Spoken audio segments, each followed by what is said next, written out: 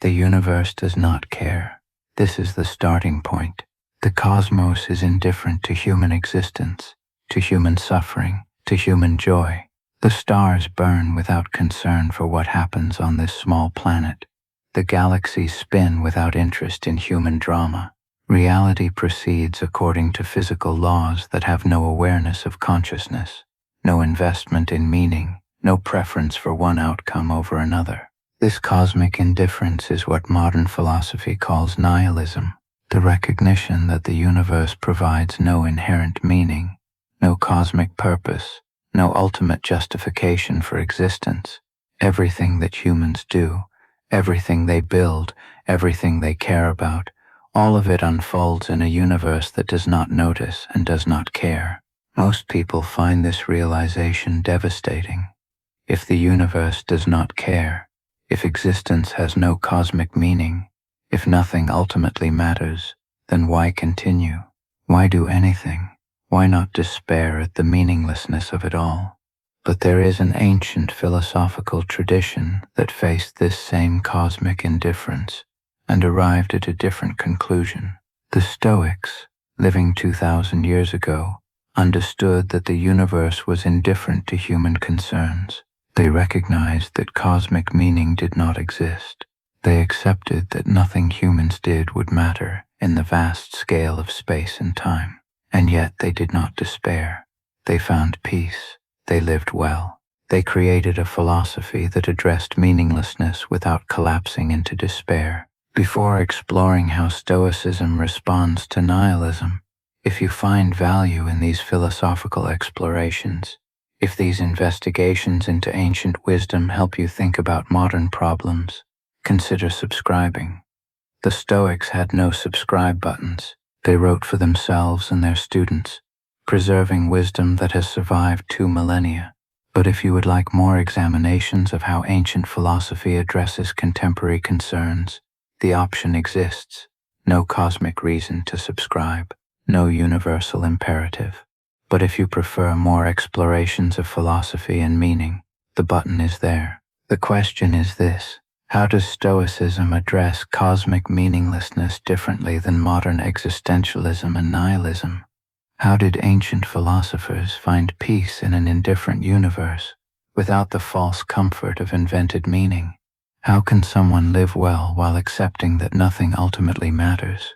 This is a 2-hour exploration of the Stoic response to nihilism, an examination of how ancient wisdom addresses modern despair, a philosophical investigation of meaning without the universe caring, long enough to understand the problem clearly, long enough to explore the Stoic solution deeply, long enough to recognize why acceptance of meaninglessness can lead to peace rather than despair.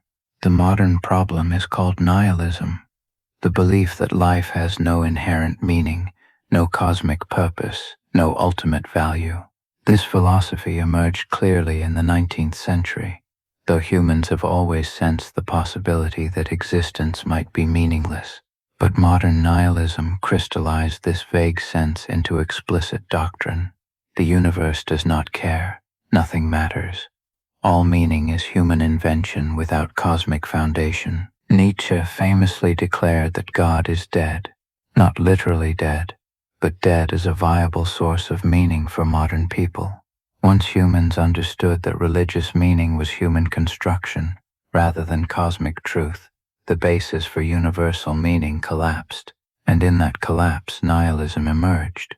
If God did not create meaning, if no cosmic purpose exists, if the universe is just matter moving according to physical laws, then nothing has inherent significance. This realization was supposed to be liberating according to some philosophers. Freed from false cosmic meaning, humans could create their own authentic meaning. But for many people, the death of cosmic meaning led not to liberation but to despair. If nothing ultimately matters, why do anything? Why build, create, love, work, live? The answer seemed to be that there was no good answer, just arbitrary choice in a meaningless void.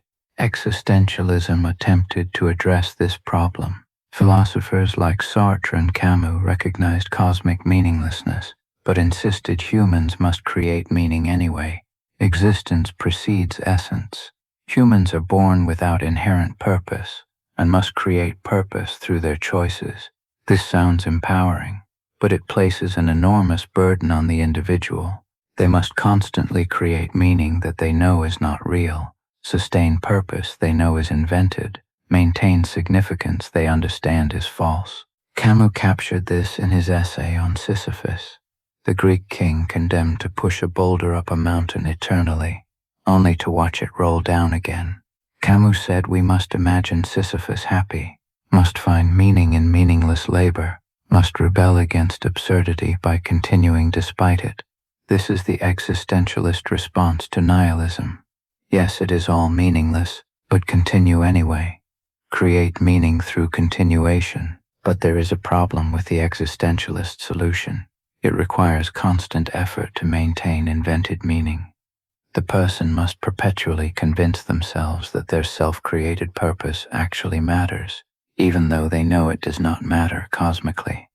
This is exhausting. The existentialist hero is always in tension, always maintaining meaning against the void, always aware that the meaning they sustain could collapse at any moment if they stop believing in it. The Stoics approached the problem differently. They also recognized cosmic indifference. They understood that the universe did not provide inherent meaning for human existence, but they did not respond by trying to create substitute meaning. They did not place the burden of meaning creation on the individual. Instead, they accepted meaninglessness completely and found that this acceptance, rather than requiring desperate meaning creation, led to peace. How? This is the question that occupies the rest of this exploration. How did the Stoics accept cosmic meaninglessness without despair? How did they live well without needing to create artificial purpose? How did they find peace in an indifferent universe without the false comfort of invented significance? The answer begins with understanding what the Stoics believed about the universe itself. They were not nihilists in the modern sense. They believed in what they called the logos, a rational principle that ordered the cosmos.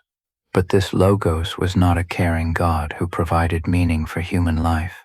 It was more like the laws of physics, rational patterns that governed reality without caring about human concerns. The logos made the universe intelligible and ordered, but it did not make human life meaningful in any cosmic sense. This is a crucial distinction. The Stoics believed the universe was rational, but they did not believe it was meaningful for humans. The cosmos operated according to patterns that human reason could understand, but these patterns did not exist for human benefit. They simply existed. This is different from modern nihilism, which sees the universe as not only indifferent, but potentially chaotic. The Stoics saw order without care, pattern without purpose, rationality without meaning. But more important than their cosmology was their ethics. The Stoics believed that the only genuine good was virtue, which meant excellent character, rational judgment, and right action. Everything else, health, wealth, success, pleasure, even life itself, was what they called indifferent. Not bad, but not genuinely good either. Preferred when possible, but not actually valuable in the deepest sense. This seems harsh. How can health be indifferent? How can life itself not be good? But the Stoic reasoning was clear. If goodness depends on external circumstances, then a person can be made bad by external forces. If wealth is good, then poverty makes someone bad through no fault of their own. If health is good, then illness makes someone bad despite their character. The Stoics refused to accept this. Goodness had to be internal, within the person's control, independent of external circumstances. Otherwise, goodness was subject to fortune, and the good person could be destroyed by bad luck. So they defined goodness as virtue alone, excellent character, right judgment, appropriate action. These things were within a person's control regardless of external circumstances.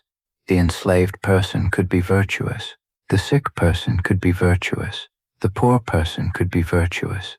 External circumstances might make life more difficult, might create suffering, but they could not destroy virtue if the person maintained it. This is how the Stoics addressed meaninglessness. They did not claim that the universe provided meaning. They did not try to create substitute meaning. Instead, they located value entirely within human character and judgment. The universe did not need to care for human virtue to be real. Cosmic indifference did not threaten internal excellence. A person could be good regardless of whether the universe noticed or cared. This is profoundly different from the existentialist response. The existentialist says the universe is meaningless, therefore I must create meaning.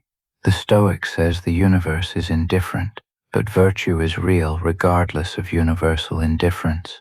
The existentialist places meaning in human creation and sustained belief. The Stoic places value in human character and rational action. The existentialist requires constant maintenance of invented meaning.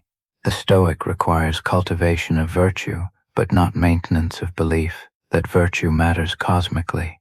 The difference might seem subtle, but is actually fundamental. The existentialist lives in perpetual tension between knowing nothing matters and trying to make things matter anyway. The Stoic lives in acceptance that the universe does not provide meaning, but this does not threaten the reality of virtue. One philosophy requires exhausting maintenance of meaning against meaninglessness. The other accepts meaninglessness as irrelevant to what actually matters, which is character. This is the Stoic response to nihilism in its simplest form. The universe is indifferent. Cosmic meaning does not exist, and this is fine. Because virtue, excellent character, rational living, these things are real and valuable regardless of cosmic indifference. They do not require the universe to care in order to be genuine goods. They exist in human choice and action, and that is sufficient. But this simple statement requires deeper exploration. How exactly does virtue remain real in a meaningless universe? How does the Stoic maintain that character matters when nothing matters cosmically? How is this different from just another form of invented meaning, another existentialist creation that the Stoic must sustain through belief? The Stoic understanding of virtue is not arbitrary human creation. It is grounded in human nature and the nature of rational beings. This grounding makes Stoic virtue different from existentialist meaning creation. The existentialist creates meaning from nothing, choosing values that have no foundation except the choice itself. The Stoic discovers virtue in the structure of rational existence itself. What does this mean? Human beings are rational animals. This is not a value judgment, but a description of what humans actually are. Rationality is the defining human characteristic, the capacity that distinguishes human existence from other forms of life. Dogs are not rational in this sense. Rocks are not rational. Humans possess reason, the ability to think, judge, choose, based on evaluation rather than mere instinct or physical necessity. The Stoics argued that virtue was living according to this rational nature. Excellence for a knife is cutting well because cutting is what knives do. Excellence for an eye is seeing well because seeing is what eyes do. Excellence for a human is reasoning well, judging correctly, choosing rationally because rationality is what humans distinctively are. This is not arbitrary. It is not invented meaning that requires sustained belief. It is recognition of what human nature actually involves. A human who reasons poorly, judges incorrectly, acts irrationally, is failing to function well as a human, just as a dull knife fails to function well as a knife. The universe does not need to care about this for it to be true. It is simply a fact about what humans are. Virtue, therefore, is not creating meaning in a meaningless universe. It is recognizing the structure of rational existence and living according to it.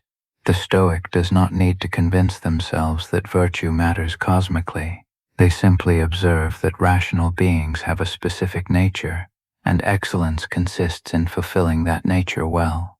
This is as objective as observing that eyes are for seeing, and therefore good eyes see well. The nihilist might object, but why should humans live according to their nature? Why should rationality be pursued? If the universe is indifferent, why does human nature matter? This is where the Stoic and Nihilist part ways most clearly. The Nihilist demands cosmic justification. Why should anything matter?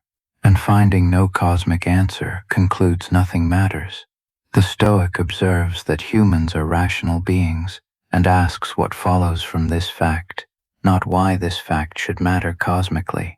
This might seem like the Stoic is avoiding the question, but actually the Stoic is rejecting the question as malformed. Asking why human nature should matter requires a perspective outside human nature from which to evaluate it. But there is no such perspective available to humans. Humans can only evaluate from their position as rational beings. Demanding cosmic justification for rationality is demanding something impossible and unnecessary. An analogy makes this clearer. Imagine asking why eyes should see. The question seems odd. Eyes are organs for seeing. That is what they are. Asking why they should do what they are for is asking for justification that does not make sense. Similarly, humans are rational beings. Asking why they should be rational is asking why they should be what they are. The question does not have the profound significance it pretends to have. So Stoic virtue is not invented, meaning requiring constant maintenance against the void. It is recognition of human nature and living accordingly. The universe does not need to endorse this. Cosmic meaning does not need to exist. Humans are rational beings regardless of universal indifference. And being rational beings, their excellence consists in rationality. Their virtue consists in reasoning well. This is as factual as eyes being for seeing. But virtue is not just any rationality. It is specifically practical rationality. The capacity to judge correctly about how to live, what to do, how to respond to circumstances. The Stoics identified 4 cardinal virtues: wisdom, justice, courage, and temperance. These were not arbitrary values, but aspects of practical rationality itself. Wisdom is judging correctly about what is genuinely good, bad, or indifferent. The wise person understands that only virtue is genuinely good, only vice genuinely bad, and everything else is indifferent to real human excellence. This wisdom is not factual knowledge, but evaluative clarity, seeing truly what matters and what does not. Justice is giving each thing its due, treating people and situations appropriately based on correct judgment. The just person does not harm others unnecessarily, does not take what belongs to others, does not act from pure self-interest at others' expense. This is not because cosmic justice demands it, but because rational beings living together require appropriate coordination, and justice is that appropriate coordination. Courage is maintaining right judgment and action despite fear, difficulty, or opposition. The courageous person does not let fear override rational judgment. They do what is right even when it is hard, even when it is dangerous, even when it requires sacrifice. This is not recklessness but rational persistence in the face of obstacles. Temperance is maintaining rational control over desires and impulses. The temperate person is not controlled by bodily appetites, emotional reactions, or external temptations. They maintain self-governance, acting from reason rather than being pushed around by every passing desire. These virtues are all aspects of practical rationality. They are not arbitrary values, but the structure of rational living itself. A being incapable of courage, who always fled from difficulty, could not maintain rational action in a challenging world. A being without temperance, controlled entirely by impulses, would not be meaningfully rational at all. The virtues are what rationality looks like when applied to actual living. And here is the crucial point for responding to nihilism. These virtues are real features of human existence, regardless of cosmic meaning.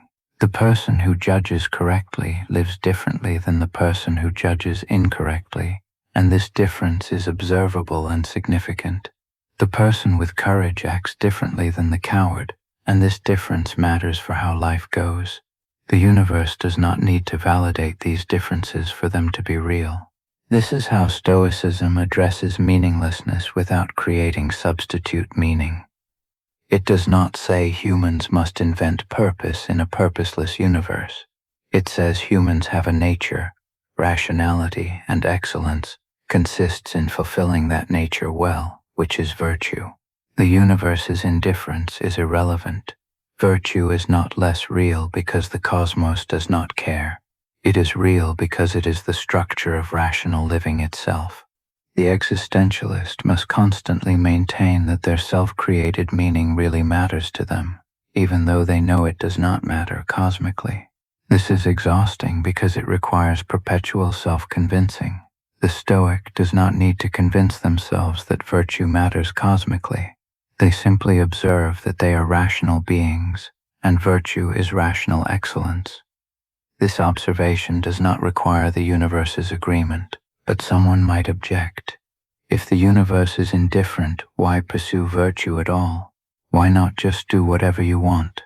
This is where the Stoic understanding of human nature becomes important again. Humans cannot simply do whatever they want without consequence. They are rational beings living with other rational beings in a world governed by cause and effect. Actions have consequences. Choices shape character. Living irrationally creates internal conflict and external chaos.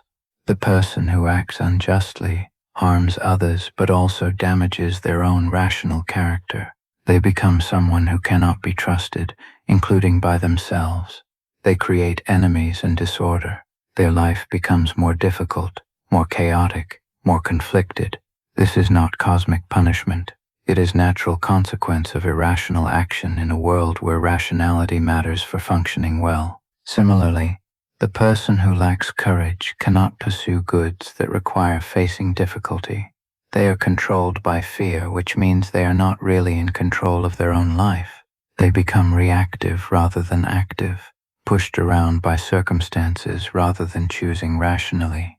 Again, this is not cosmic judgment, but natural consequence.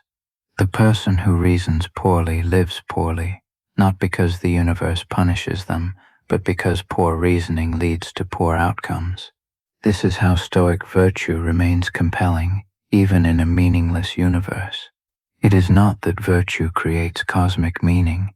It is that virtue is the way rational beings function well, and functioning well leads to better living, regardless of cosmic meaning. The universe does not need to reward virtue. Virtue is its own reward, in the sense that it constitutes living well as a rational being. Modern nihilism often assumes that if cosmic meaning does not exist, then nothing matters, and any choice is equally valid. But this ignores human nature. Humans are specific kinds of beings with specific capacities and needs. Not all ways of living work equally well for the kind of beings humans are. Rational living works better than irrational living, not because rationality is cosmically endorsed, but because humans are rational beings, and functioning well according to their nature produces better results than functioning poorly.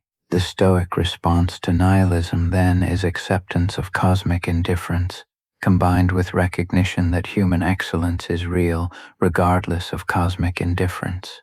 The universe does not care. This is true, but humans are rational beings, and virtue is rational excellence. This is also true. The first truth does not negate the second. Cosmic meaninglessness does not make virtue less real. It just means virtue exists without cosmic foundation, which is fine. Cosmic foundation is not necessary for virtue to be genuine. This is radically different from existentialism. The existentialist sees cosmic meaninglessness and responds by creating substitute meaning through choice and commitment. They must believe in their created meaning, must sustain it through continued choice, must maintain it against awareness of its arbitrariness. The Stoic sees cosmic meaninglessness and responds by recognizing that virtue was never based on cosmic meaning in the first place. It is based on human nature, on rationality, on what it means to live well as the kind of being that humans are. The Stoic can accept complete cosmic indifference without needing to create substitute significance. They are not trying to fill a meaning-shaped void with human creation. They are simply living according to rational nature, pursuing virtue because virtue is human excellence, acting well because acting well is what rational beings do when they function properly. The universe's opinion on this matter is irrelevant. The universe has no opinion, and that is perfectly fine. But virtue as rational excellence is still somewhat abstract. What does it look like in practice? How does the Stoic live day to day in a meaningless universe? How does accepting cosmic indifference while pursuing virtue actually work in the complexity of human life? The Stoics had a specific practical philosophy for daily living. It was not just abstract theorizing about virtue and nature. It was a set of practices, exercises, and principles for living well, regardless of external circumstances. These practices show how Stoic philosophy works in the face of meaninglessness. The first fundamental Stoic practice is the dichotomy of control. This is the recognition that some things are up to the individual and some things are not. What is up to the individual? Their judgments, their responses, their character, their efforts. What is not up to the individual? Everything else. Other people's actions, external events, outcomes of situations, the past, the future, the world beyond their immediate control. This dichotomy is crucial for the Stoic response to meaninglessness. The nihilist sees that nothing matters cosmically and concludes that nothing matters at all. But the Stoic recognizes that while cosmic meaning does not exist, the distinction between what can be controlled and what cannot be controlled is real and significant. A person always has control over their judgment and response, even if they have no control over external circumstances. This is not about creating meaning. It is about recognizing actual human capacity and limitation. A person cannot control whether they become ill, but they can control how they respond to illness. They cannot control whether others treat them unjustly, but they can control whether they act justly in return. They cannot control whether they die today or in 50 years, but they can control whether they live virtuously in whatever time they have. The dichotomy of control provides a foundation for action even in a meaningless universe. It does not matter whether the universe cares. What matters is whether the person is focusing their effort and concern on what they actually control, or wasting it on what they cannot control. This distinction is factual, not invented. It exists regardless of cosmic meaning. The Stoic practices this dichotomy constantly. When something happens, the first response is to ask, is this within my control? If yes, then appropriate action is possible. If no, then acceptance is required. This is not passive resignation. It is active recognition of what can and cannot be changed, with effort directed toward what can be changed and acceptance directed toward what cannot. For example, someone treats the Stoic unjustly. The unjust treatment is not within the Stoic's control. It already happened, but the response to that treatment is within their control. They can choose to respond with their own injustice, or they can choose to maintain justice in their own action. The outcome of this choice, whether the other person changes or not, is outside their control, but the choice itself is within their control. This is where their effort belongs. This practice does not require believing that justice matters cosmically. It only requires recognizing that justice is within the Stoic's control, while others' behavior is not.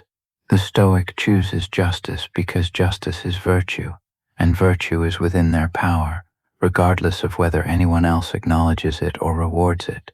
The universe does not need to validate this choice for it to be the right choice based on what the Stoic can control. The second fundamental practice is negative visualization, or premeditatio malorum.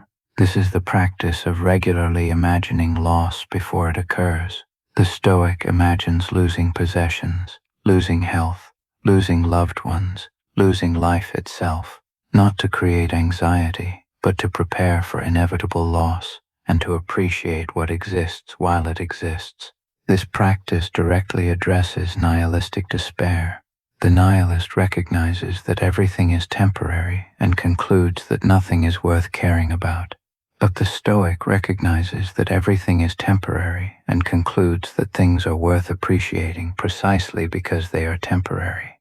The impermanence does not make things meaningless. It makes them precious in the moment they exist.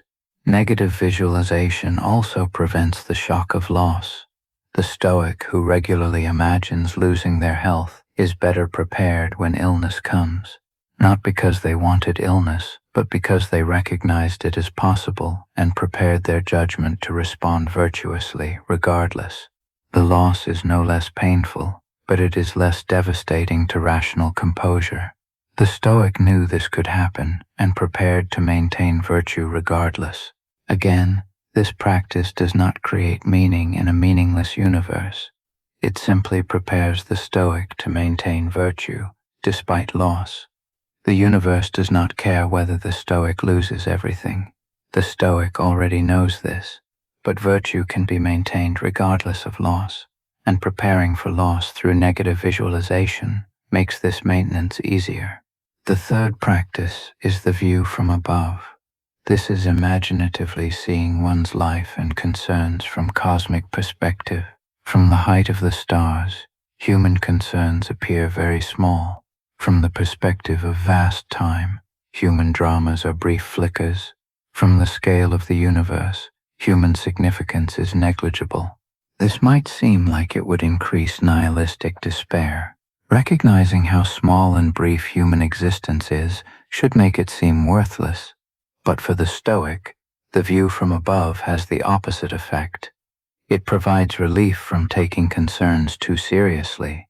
It reveals that most daily stress is about things that do not matter, even by human standards, let alone cosmic ones.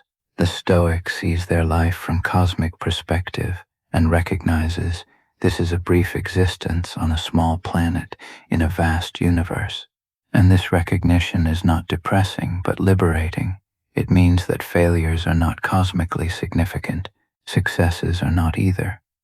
The pressure to achieve cosmic importance dissolves because cosmic importance is impossible. This leaves the Stoic free to focus on what actually matters, which is virtue, excellence of character, rational living in the time available. The view from above is not nihilistic because it is not the conclusion. It is the starting point. Yes, human life is cosmically insignificant. The Stoic accepts this completely. But cosmic insignificance does not mean virtue is unreal. It means virtue is human scale rather than cosmic scale, and human scale is sufficient. The Stoic does not need cosmic validation. They need only to live well according to their nature as rational beings. Fourth, the Stoics practiced voluntary discomfort. They regularly exposed themselves to cold, hunger, physical hardship, social embarrassment, not because suffering is good, but as training to maintain rational judgment regardless of circumstances, training to recognize that external comfort is not necessary for virtue, training to be less dependent on fortunate circumstances. This practice addresses the nihilistic fear that life might become unbearable. The Stoic discovers through practice that they can maintain virtue even in discomfort, that their rational capacity persists regardless of physical circumstances, that external suffering does not destroy internal excellence. This is not about glorifying suffering. It is about discovering that virtue is robust enough to persist despite suffering. The meaningless universe offers no guarantee of comfort. The Stoic accepts this, but virtue does not depend on comfort. It can be maintained in any circumstances. Voluntary discomfort proves this through practice. The Stoic learns experientially that they can be virtuous while cold, while hungry, while uncomfortable. This removes the fear that adverse circumstances will destroy what matters, because what matters is virtue and virtue persists regardless. Fifth, The Stoics practiced daily examination. At the end of each day, they reviewed their actions, judgments, and responses, not to punish themselves for failures, but to understand where they reasoned poorly and how to improve.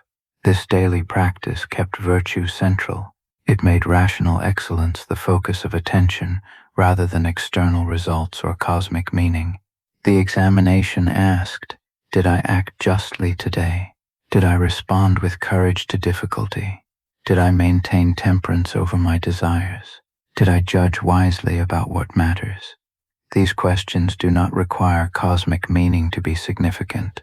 They are questions about whether the person lived according to their rational nature, whether they maintained virtue, whether they functioned well as the kind of being they are. Daily examination is the practical application of Stoic philosophy to actual living. It takes abstract principles about virtue and rationality and makes them concrete questions about specific actions. Did I do well today as a rational being? Where did I fail? How can I improve tomorrow? These questions remain meaningful regardless of whether the universe cares about the answers. These practices, the dichotomy of control, negative visualization, the view from above, voluntary discomfort, daily examination, these are how Stoicism works in daily life. They are not about creating meaning in a meaningless universe. They are about maintaining virtue, regardless of cosmic meaning. They are about living well, according to rational nature, in whatever circumstances arise. They are about accepting complete cosmic indifference while pursuing human excellence. The practices show how Stoicism differs from both nihilistic despair and existentialist meaning creation. The nihilist sees no cosmic meaning and sees no point in practices because nothing matters. The existentialist creates meaning through commitment and must practice to sustain their created meaning against the void. The Stoic accepts no cosmic meaning, but practices to develop virtue, which is human excellence regardless of cosmic indifference. The Stoic practices are not about believing that virtue matters cosmically. They are about becoming the kind of person who reasons well, judges correctly, acts appropriately, maintains excellence. The universe's opinion is irrelevant. These practices develop real human capacities, real rational excellence, real virtue. They work not because they create meaning, but because they cultivate what humans can actually become when they develop their rational nature fully. This is the practical Stoic response to nihilism. Accept cosmic meaninglessness completely, then practice virtue anyway, not as invented meaning but as human excellence. Maintain rational judgment, regardless of circumstances. Act well regardless of outcomes. Develop character regardless of cosmic validation. Live according to nature as a rational being in whatever time is available in an indifferent universe. But there is a deeper question lurking in all of this. If the universe is truly indifferent, if cosmic meaning truly does not exist, why does virtue feel important? Why do humans care about justice, courage, wisdom, temperance? If these are just features of rational nature without cosmic foundation, why do they seem to matter so much? The existentialist would say they matter because we choose to make them matter. The nihilist would say they only seem to matter but actually do not. The Stoic has a different answer. Virtue feels important because humans are rational beings, and for rational beings, excellence of rationality is naturally important, not because the universe makes it important, but because that is what being rational involves. Think about physical pain. Pain feels bad. This is not a choice. It is not something the universe validates. It is a fact about how human bodies work. Bodies are constructed to avoid damage, and pain is the signal that damage is occurring or imminent. Pain feels bad because that is how human physical nature works. No cosmic meaning is required for pain to feel genuinely bad. Virtue is similar, but for rational nature. Rational beings are constructed through evolution or however they came to be, in such a way that rational excellence feels good and rational failure feels bad. Acting justly feels right. Acting unjustly creates internal dissonance. This is not arbitrary. It is how rational beings are structured. Just as bodies feel pain from physical damage, rational beings feel discord from rational failure.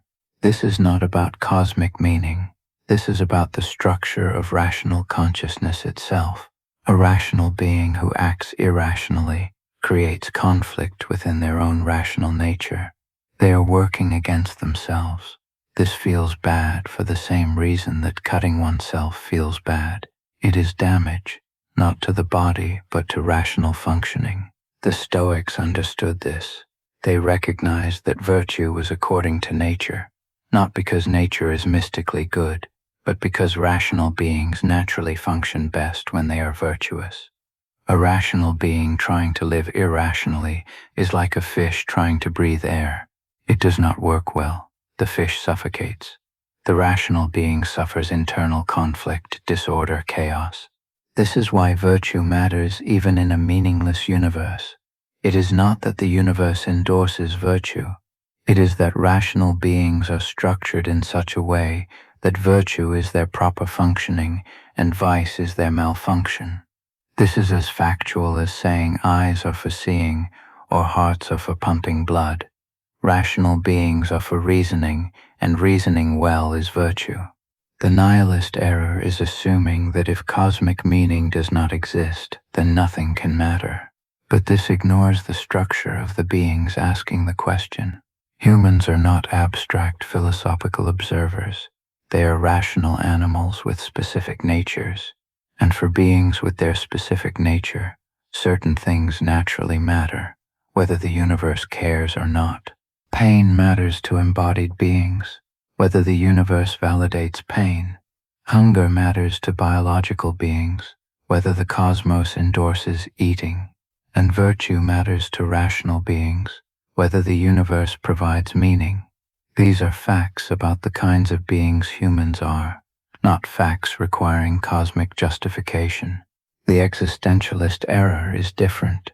The existentialist recognizes that humans care about things even though cosmic meaning does not exist. But they interpret this as meaning humans must create meaning through choice and commitment. They must make things matter through their decisions. But this puts the cart before the horse.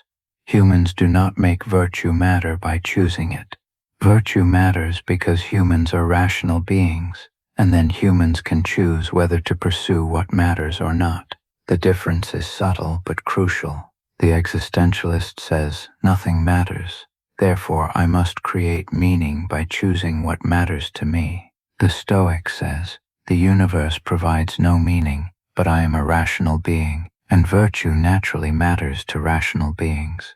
The existentialist is constantly creating. The Stoic is recognizing what already exists in their nature. This is why Stoicism is more stable than existentialism in the face of nihilism.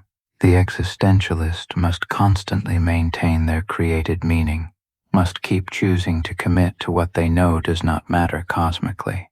If they stop believing in their meaning, even momentarily, the whole structure collapses. But the Stoic is not maintaining belief in anything. They are simply observing their nature and acting accordingly. Rational beings naturally pursue virtue. This observation does not require sustained belief. It is just recognition of fact. But what about people who do not feel that virtue matters? What about those who seem perfectly comfortable acting viciously?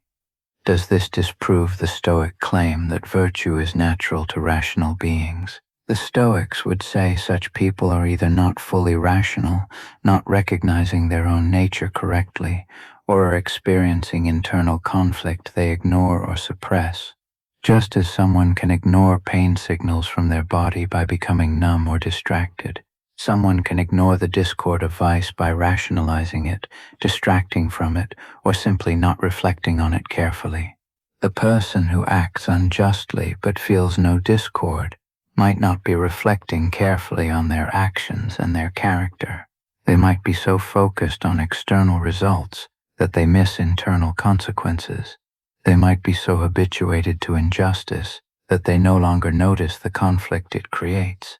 But the conflict exists whether noticed or not, just as internal physical damage exists whether pain is felt or not. Moreover, the Stoics observed that people acting viciously almost always make excuses, justifications, rationalizations.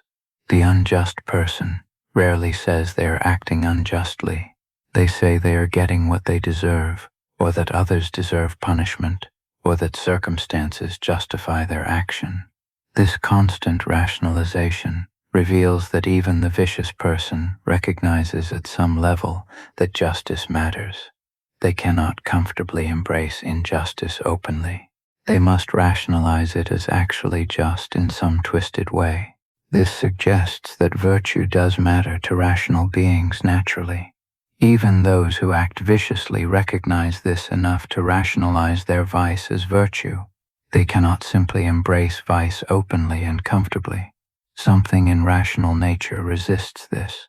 The Stoics called this resistance the seeds of virtue that exist in all rational beings, however neglected or covered over.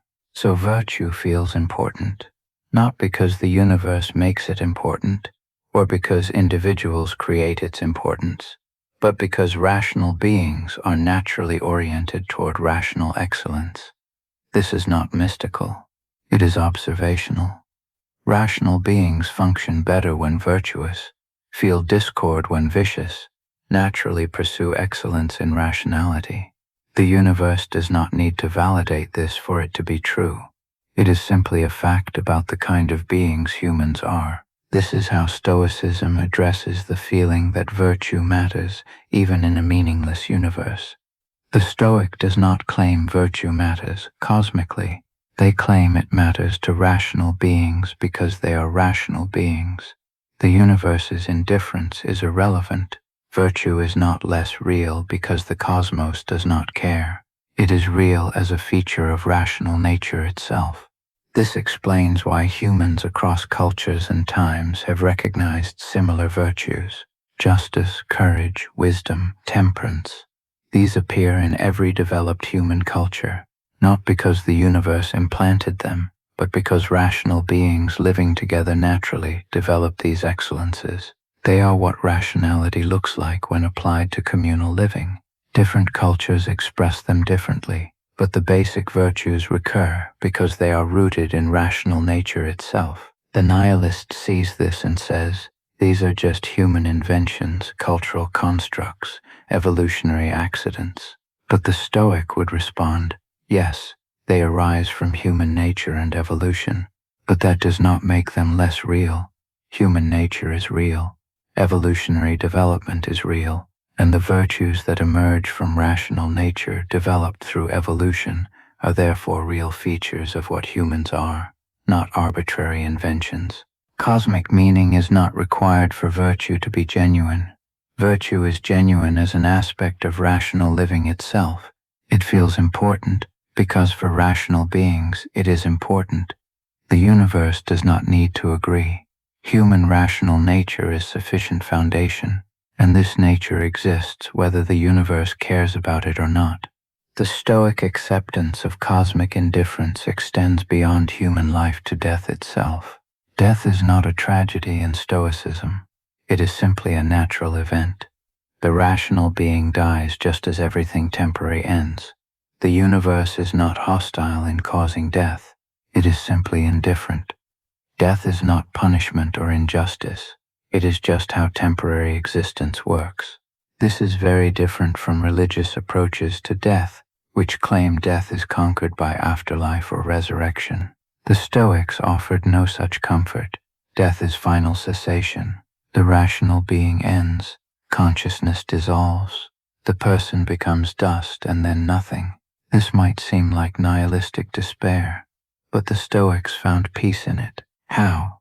By recognizing that death is natural and inevitable. Fighting against death is fighting against nature itself.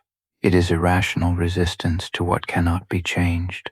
But accepting death, truly accepting it, removes the fear and allows focus on living well in the time available. The Stoic practices memento mori, remember death. This is daily meditation on mortality, not to create fear, but to create clarity. Every day could be the last day. This recognition makes clear what matters and what does not.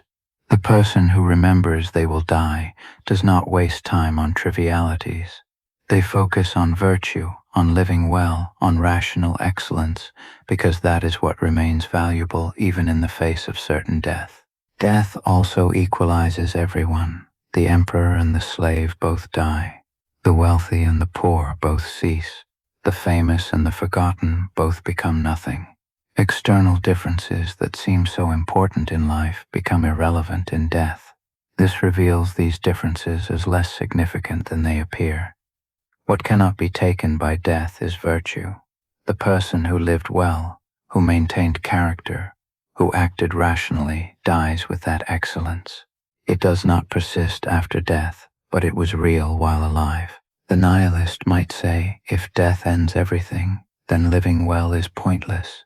But the Stoic would respond, death ending everything means living well is all that matters. There is no afterlife to compensate for living poorly. There is no second chance. This life, these choices, this character, these are all there is. Therefore they matter more, not less, because of mortality. Modern nihilism often assumes death makes life meaningless, but Stoicism demonstrates the opposite. Death makes life precious because it is limited. Death focuses attention on virtue because virtue is what humans can achieve in their brief existence. Death removes the distraction of imagining infinite time for improvement. There is only now, and now is when virtue must be practiced. The Stoic accepts death without the comfort of invented meaning. They do not pretend death leads to heaven. They do not create stories about reincarnation. They face death honestly. It is ending, cessation, dissolution. And facing this honestly, they conclude that the rational response is to live well while life lasts. Not because living well is rewarded after death, but because living well is what rational beings do while they exist. This acceptance of death without afterlife is one of Stoicism's starkest contrasts with religion. Religion addresses the fear of death by promising death is not real ending. Stoicism addresses the fear of death by accepting death as real ending and finding that this acceptance removes the fear. Fear comes from resistance. Acceptance removes resistance. Death becomes just another natural event, no more frightening than sleep. But death is not just individual. Everything dies. Civilizations fall. Species go extinct. The earth itself will eventually be consumed by the sun. Everything temporary ends, which means everything ends. The universe is slowly running down. Eventually, even stars will cease. Everything will become cold, dark, entropic chaos. This universal death, heat death of the universe, seems like the ultimate nihilistic conclusion. Nothing lasts. Nothing persists. Everything ends in nothing. The Stoic accepts this too. The universe itself is temporary. All its order, all its structure, all its complexity, temporary patterns in matter that will eventually dissolve. This is not tragedy. This is just nature at the largest scale. Temporary existence includes the universe itself. Nothing escapes impermanence. And yet Stoic virtue remains real even knowing this. Even knowing the universe will end, virtue is still rational excellence. Even knowing nothing lasts, living well is still what rational beings do. The ultimate ending does not make virtue less real now. It is not less excellent to be just, because eventually there will be no justice. It is not less wise to reason well, because eventually there will be no reasoning. Virtue is excellence in the present, not investment in an eternal future. This is perhaps the strongest response Stoicism offers to nihilism. Complete acceptance of total impermanence, including universal impermanence, without collapse into despair. Because virtue was never about permanence, it was always about excellence. Now, in this moment, in this life with this character, the universe ending does not change this. Rational excellence is what it is regardless of universal fate. The existentialist struggles with universal death because they are trying to create meaning that can stand against it. But meaning cannot stand against total universal ending. Everything the existentialist creates will be destroyed eventually. This makes existentialist meaning seem futile. But the Stoic is not creating meaning to stand against death. They are pursuing virtue as present excellence. Virtue does not need to last forever to be real now. This is the deepest difference between Stoicism and existentialism in facing nihilism. Existentialism tries to create meaning despite meaninglessness. Stoicism accepts meaninglessness and pursues excellence anyway. Existentialism is reactive to nihilism. Stoicism is prior to the question of cosmic meaning. The Stoic was never looking for cosmic meaning. They were looking for human excellence. And human excellence exists whether cosmic meaning exists or not. Death, both individual and universal, confirms for the Stoic that cosmic meaning does not exist, but it also confirms that virtue is sufficient without cosmic meaning. The rational being lives well in the time available, then ceases. This is enough. It was always enough. Cosmic meaning was never necessary for this to be enough. The Stoic understanding of death creates a particular relationship with time. Since death is certain but timing is uncertain, every moment becomes precious, not because it points toward some ultimate meaning but because it is finite. The present moment is valuable precisely because there are a limited number of moments available. This creates urgency without desperation. The Stoic does not panic about death but also does not waste time. This relationship with time is healthier than both the religious and nihilistic approaches. The religious approach sees earthly time as mere preparation for eternity, which devalues the present. The nihilistic approach sees time as meaningless, which removes motivation. The Stoic approach sees time as limited and therefore precious, which creates motivation to live well without needing eternal significance. The acceptance of death also provides freedom. If death is the end, then the worst that can happen is that one dies. This sounds grim, but it is actually liberating. The Stoic cannot be threatened with anything worse than what is already inevitable. They will die. Everyone knows this. So death cannot be used to control them. They are free to act according to virtue, because death, the ultimate threat, is already accepted. This freedom appears throughout Stoic philosophy. Epictetus, who was a slave, was free internally because he accepted that the worst his owner could do was kill him, which would happen anyway eventually. Marcus Aurelius, who was emperor, was free internally because he accepted that he would die and his empire would end, which removed fear of loss. This acceptance of mortality creates psychological freedom that no external circumstances can threaten. The modern fear of death often comes from seeing it as loss of everything, but the Stoic sees death as loss of nothing permanent. Everything was temporary anyway. Death just makes explicit what was always true, that existence is finite, that nothing lasts, that all is temporary. Accepting this truth removes the shock value of death. It becomes just another aspect of nature, neither good nor bad, just inevitable. But perhaps the strongest Stoic response to nihilism is the Stoic understanding of the present moment. The past is gone. The future does not exist yet. The only reality is now, this moment, this present experience. And in this present moment, virtue is possible. In this present moment, rational excellence can be chosen. In this present moment, the rational being can act well. Nihilism becomes overwhelming when focused on vast time, on eternal future, on cosmic scale. Across infinite time, nothing matters. In the ultimate future, everything ends. From a cosmic perspective, human concerns are invisible. This vastness creates the sense of meaninglessness, but the Stoic lives in the present moment, not the fleeting present that disappears immediately, but the actual present of lived experience. In this present, things do happen. Choices are made, actions occur, character is expressed, and in this present, virtue is real. The person acts justly now, responds with courage now, exercises wisdom now. These are not preparations for some meaningful future.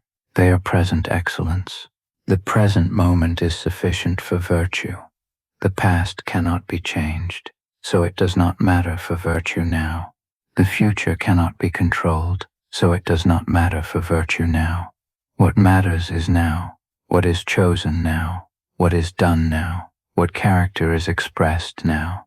And this now is always available, always sufficient, always the location of possible excellence. This is not mindfulness in the modern sense of passive awareness. It is active engagement with the present as the only location where virtue can be practiced. The Stoic is not trying to be present to escape thinking about the future. They are focusing on the present, because the present is where rational action occurs. The future will be present when it arrives. Then virtue can be practiced in that present, but not now. Now is its own present, requiring its own virtue. This temporal focus addresses nihilism directly. The nihilistic despair comes from imagining infinite time in which nothing matters. But the Stoic is not living in infinite time. They are living now, and now is not infinite. It is this specific moment, with specific circumstances requiring specific responses. In this moment, virtue is possible. That is sufficient. The person who lives for the future is always postponing life. They will be happy when they succeed. They will live well when circumstances improve. They will pursue virtue when they have time. But the future never arrives. It is always future, so they never actually live. The Stoic refuses this postponement. They live now because now is all that exists. Similarly, the person who lives in the past is not really living. They remember better times or regret past failures. They compare the present to the past. They are haunted by what was or what might have been. But the past is gone. It cannot be changed or relived. The Stoic accepts what happened and focuses on now, which can still be lived well regardless of the past. This temporal focus makes Stoicism very practical. It is not abstract theorizing about meaning. It is concrete attention to the present moment and present possibilities for virtue. Right now, in this moment, can the person act well? Can they respond rationally? Can they maintain character? These are not questions requiring cosmic meaning. They are questions about present action in present circumstances. The present moment also reveals that meaning is the wrong category for understanding life. The present does not have meaning in the sense of pointing towards something beyond itself. The present is what is. It is not symbolic. It is not representative. It is not a means to an end. It is present experience itself. And in that experience, virtue can be practiced or not practiced. This practice does not require interpretation or meaning. It is just action in the moment. The Stoic lives in the present, not because the present is meaningful, but because the present is real. It is the only real time there is. The past is memory.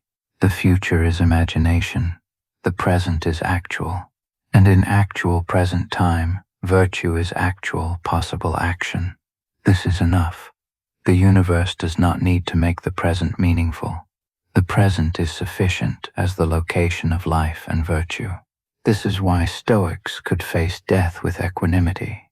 Death is a future event, not present reality. In the present, the Stoic lives. When death becomes present, they will face it. But worrying about future death while presently alive is wasting the present on the future. Better to live well now and face death when it arrives. This is not denial. This is appropriate temporal focus. The modern world encourages constant future orientation. Plan for retirement. Invest for the future. Build a legacy. Work now for eventual reward. This creates anxiety because the future is uncertain and uncontrollable, but it also creates the problem of never living because always preparing to live later. The Stoic rejects this. They live now. They pursue virtue now. The future will be what it will be, but now is the time for living. This temporal philosophy addresses nihilism by refusing to engage with the nihilistic question on nihilism's terms. Nihilism asks, what is the ultimate meaning of existence across all time? The Stoic responds, I do not know and do not need to know. I am living now. In now, virtue is possible. That is sufficient for now. When later becomes now, I will practice virtue then. But now is the time for now's virtue. The nihilistic despair requires thinking in terms of infinite time and cosmic scale. Remove infinite time, remove cosmic scale, focus on the present moment, and nihilism loses its power, not because the Stoic denies infinite time or cosmic scale, but because those are not the temporal scale of actual living.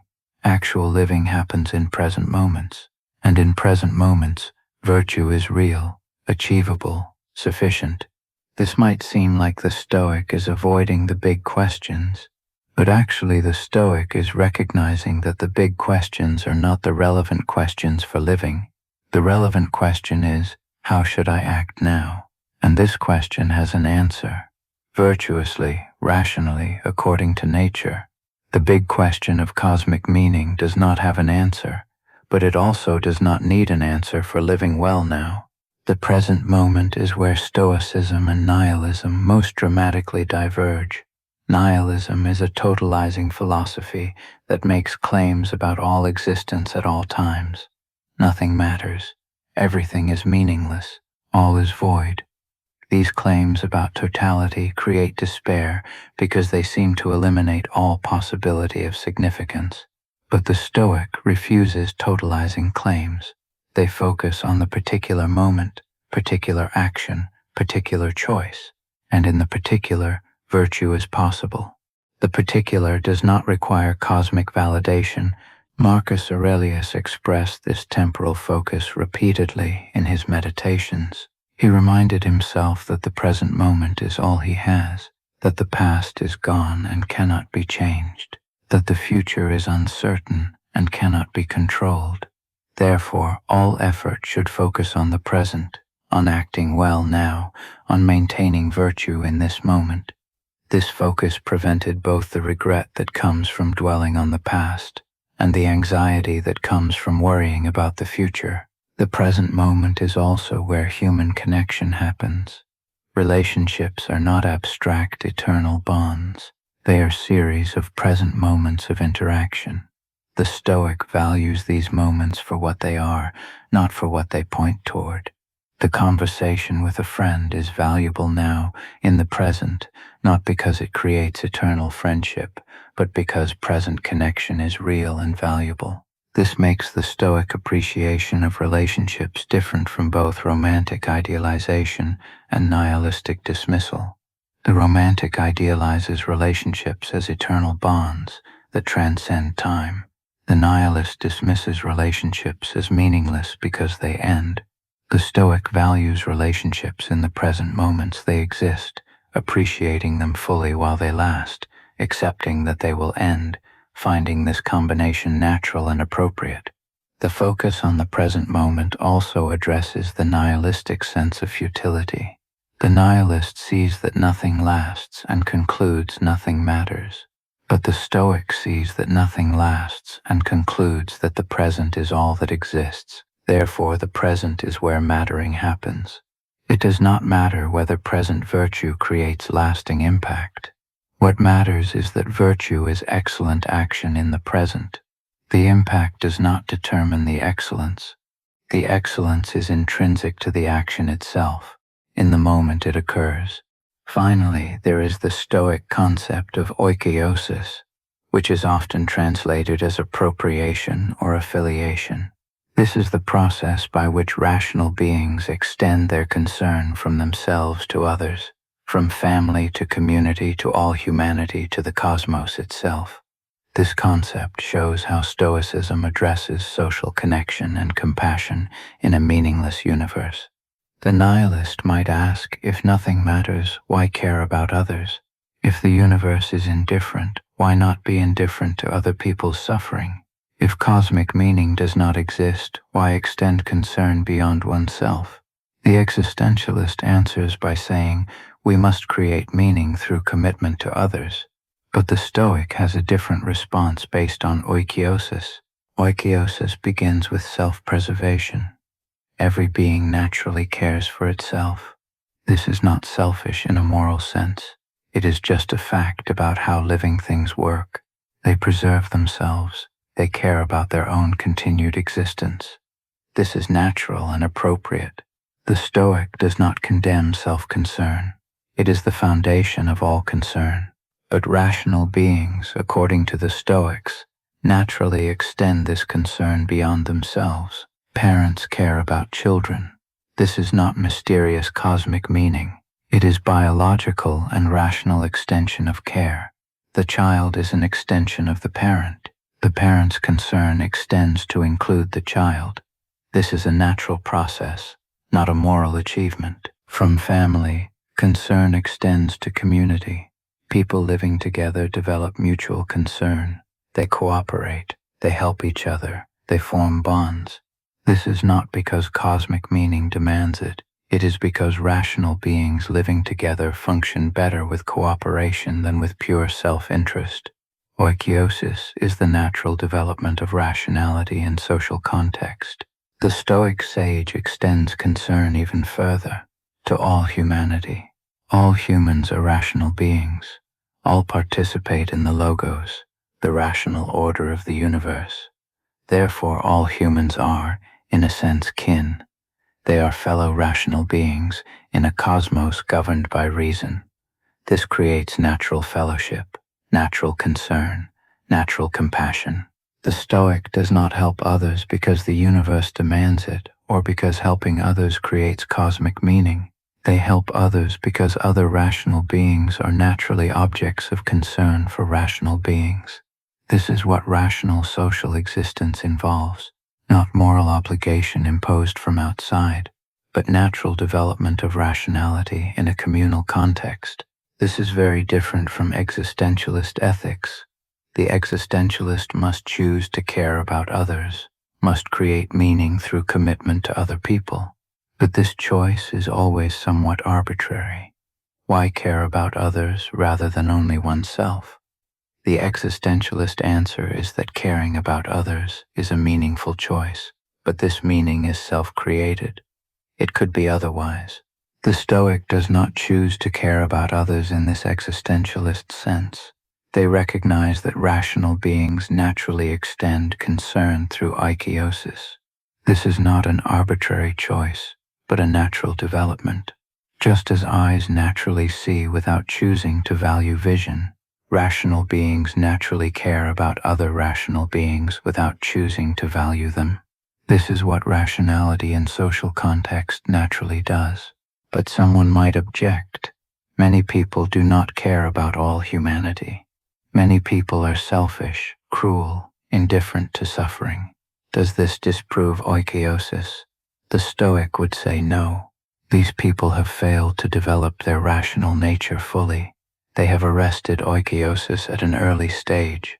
They care about themselves but have not extended concern appropriately.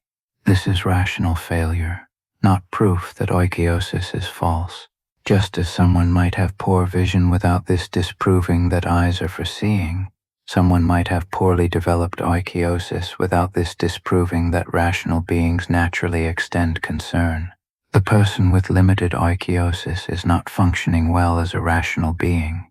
They are like a musician who never learned to play music well, not evidence that humans cannot make music. Oikeiosis shows how Stoicism grounds ethics in nature rather than cosmic meaning. The Stoic does not need the universe to endorse compassion. Compassion arises naturally from rational nature properly developed. Rational beings naturally care about other rational beings. This care does not require cosmic validation. It is just how rationality works in social context. This provides a foundation for ethics that neither nihilism nor existentialism can match. Nihilism cannot ground ethics at all, because nothing matters. The nihilist who acts ethically is either not truly nihilist or is acting inconsistently with their philosophy. Existentialism grounds ethics in choice, but this makes ethics arbitrary. The existentialist could just as easily choose selfishness as compassion.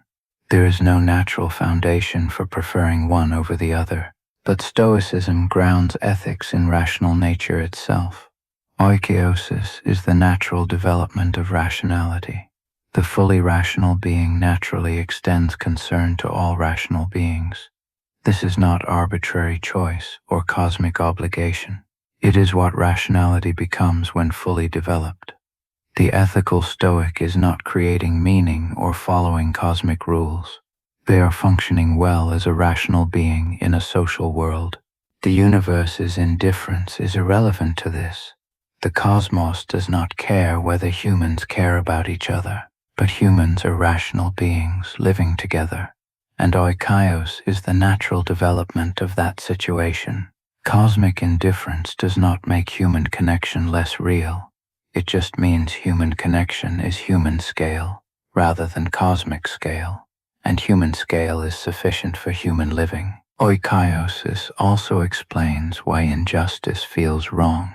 When someone acts unjustly, they are working against the natural fellowship of rational beings. They are treating other rational beings as if they were mere objects. This violates oikaiosis, the natural extension of concern that rationality involves. It feels wrong because it is failing to function according to rational nature. The Stoic can care deeply about others, can feel compassion, can act to reduce suffering, all without requiring cosmic meaning. These responses arise from oikeiosis, from rational nature properly developed. The universe does not validate these responses, but rational beings validate them through being rational beings who naturally extend concern through appropriate development of their nature. This is the Stoic answer to nihilistic isolation. The nihilist sees no cosmic meaning and withdraws into isolation because why care about anything? But the Stoic sees no cosmic meaning and extends concern to all rational beings because that is what rationality naturally does when functioning well. Cosmic indifference does not prevent human connection. It just means human connection exists on human terms rather than cosmic ones. The concept of oikeiosis also addresses the modern sense of alienation that often accompanies nihilism. The nihilist feels isolated, disconnected from others, alone in a meaningless universe.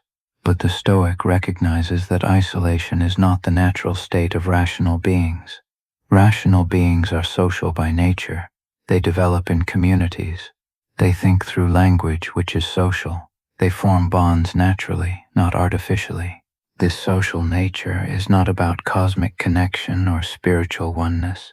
It is about the practical reality that rational beings live together and naturally develop concern for each other through this living together. The Stoic is not alone in the universe. They are one rational being among many, connected through shared rationality, through oikeiosis, through natural extension of concern. Marcus Aurelius expressed this frequently in his meditations. He reminded himself that he was part of a community of rational beings, that harming others harmed himself because they were connected through shared rationality, that what benefited the community benefited him because he was part of that community. This was not mystical thinking but recognition of oikeiosis, of the natural fellowship of rational beings. The modern emphasis on individualism makes oikeiosis difficult to understand. The culture tells people they are isolated individuals who must create their own meaning and pursue their own interests. But this goes against human nature as rational social beings. People are not isolated atoms creating meaning from nothing.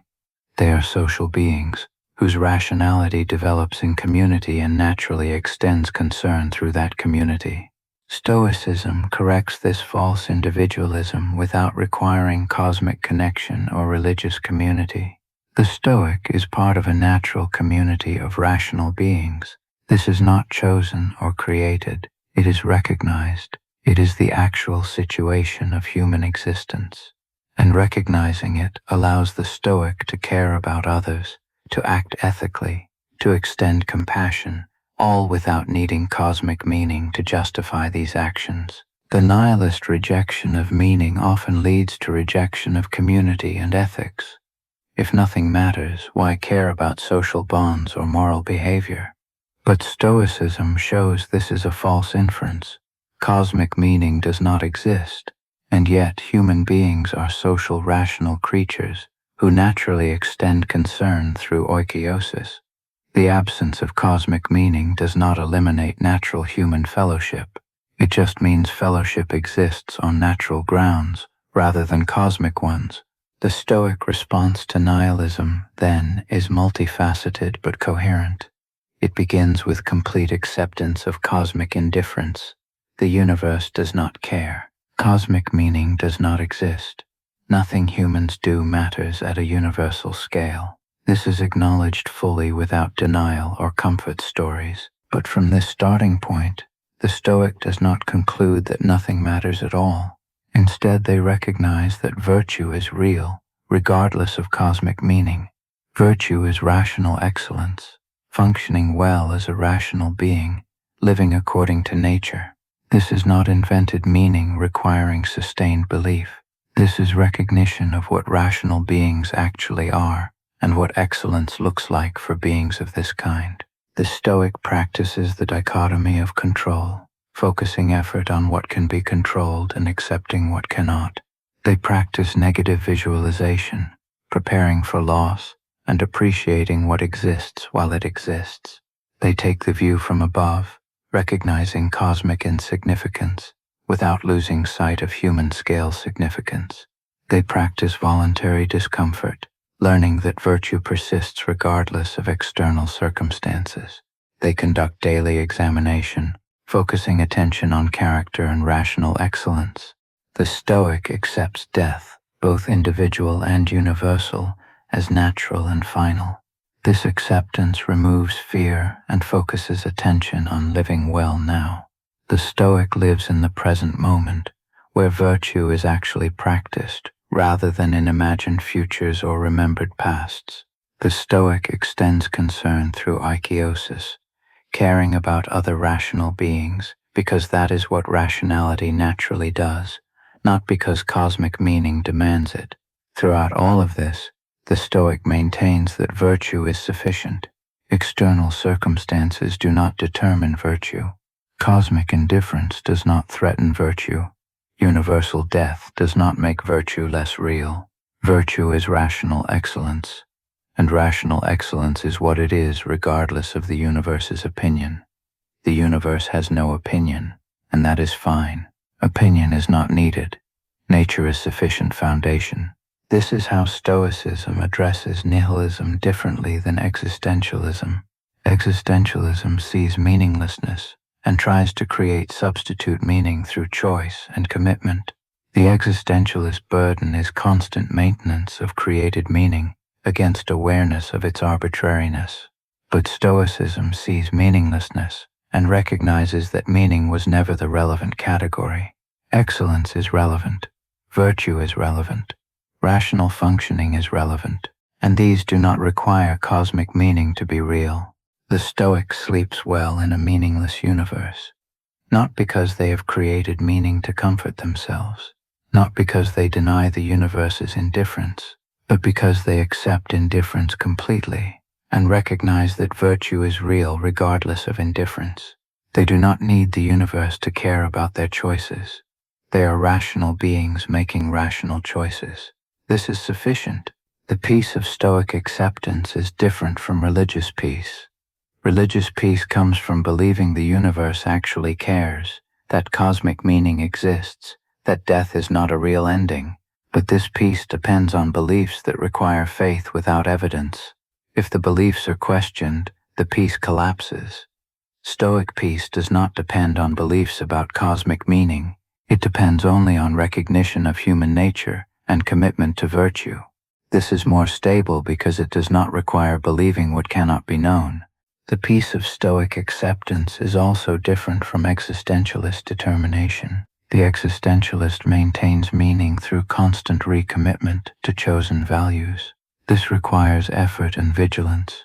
If commitment wavers, meaning collapses. But Stoic peace does not require maintained commitment to created meaning. It requires only continued practice of virtue, which is natural development of rational capacity, rather than sustained belief in something arbitrary. The Stoic is not fighting against meaninglessness. They are not creating meaning despite the void. They are not maintaining belief against doubt. They are simply living according to their nature as rational beings in a universe that is indifferent to their living. And this living is sufficient. It was always sufficient. Cosmic meaning was never necessary for rational beings to live excellently. This is the final wisdom of the Stoic response to nihilism. The nihilistic despair assumes that without cosmic meaning, nothing can be significant. But this assumption is false. Human significance does not require cosmic significance. Human excellence does not require universal excellence. Rational virtue does not require cosmic virtue. These things exist on their own scale, sufficient for the beings that humans actually are. The universe is vast and indifferent. Human life is brief and insignificant. At a cosmic scale, nothing humans do will matter in the eventual heat death of the universe. All of this is true. The Stoic accepts it completely, and having accepted it, lives well anyway, not despite meaninglessness, but in full acknowledgement of meaninglessness, because virtue does not need cosmic validation.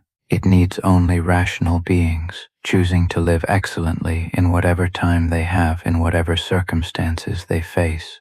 In a universe that provides no meaning, but also no obstacles to excellence. This is Stoicism's answer to nihilism. Not denial, not invented meaning, but acceptance of cosmic indifference combined with commitment to human excellence. The universe does not care. Therefore, humans are free to care about what matters to them as rational beings. Virtue matters because humans are rational. The universe's opinion is not required. It never was, and recognizing this, the Stoic finds peace in meaninglessness, not peace from escaping meaninglessness, but peace within meaninglessness, peace that does not require the universe to provide what it cannot provide, peace sufficient for rational living in an indifferent cosmos. The Stoic can rest in this philosophy, can sleep peacefully, knowing the universe does not care, can face each day without cosmic justification, can live excellently without universal endorsement. Because excellence is what it is, virtue is what it is, rational living is what it is, regardless of cosmic meaning, and what it is enough. It was always enough. Stoicism reveals that it was always enough. The search for cosmic meaning was always unnecessary. Human nature was always sufficient foundation for human excellence. This is the deepest Stoic wisdom, not that the universe provides meaning, but that meaning is not required. Not that cosmic significance exists, but that cosmic significance is irrelevant. Not that rational beings are important in the universe, but that rational beings can be excellent regardless of their importance. The universe is indifferent. And in that indifference, rational beings are free to be what they are, to pursue excellence, to live virtuously, to exist well in whatever time they have. This freedom, this sufficiency, this excellence, this is the Stoic response to nihilism. Complete acceptance without despair, clear vision without collapse, peace in meaninglessness, rest in an indifferent universe.